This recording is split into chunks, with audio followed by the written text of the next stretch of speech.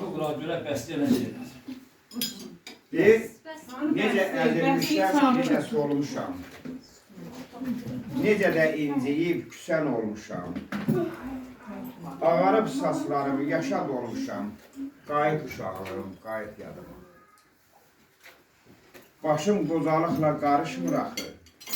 Ürəyim bu işlə barışmır axı. Bu ruh, bu bədənə yaraşmır axı. Qayıt, qayıt zamanlığım, qayıt yadıma. Hələ neçə arzum çiçək açmayıb. Neçəsi pərvazlanıb, hələ uçmayıb. Çoxu əyaq açıb, hələ qaçmayıb. Qayıt, qayıt zamanlığım, qayıt yadıma. Necədir? Yaxşıdır. Allah sağ Amma beni də yazmışam. Rozan mı yazdın sen? Yox, görəcəm. Bunu amma oxuyacağım. Mən bəlkə də biraz doğrusundum. Üzrə hesab edin. Doğrusunu verəməyəm. Polat kimi dur. İşte birdən gəl ölsəm, sellər kimi sağlamayım. Nə yaşadımsa yaşadım, məndən ötürü ağlamayın. Nə yaşadım, çox yaşadım. Bəzən oldu, boş yaşadım.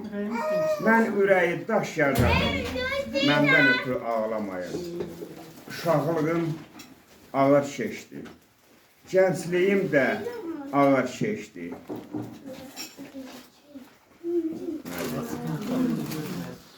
Qocalığım ondan yaxşı keçdi. Həyat məni ağır seçdi, məndən ötürü ağlamayım. Ana sığal çək başıma, buza dönən göz yaşıma, dünya dolansın başıma, məndən ötürü ağlamayım. Anan olsun. Ne yapar? Şeyin yaptıydı bu pisti.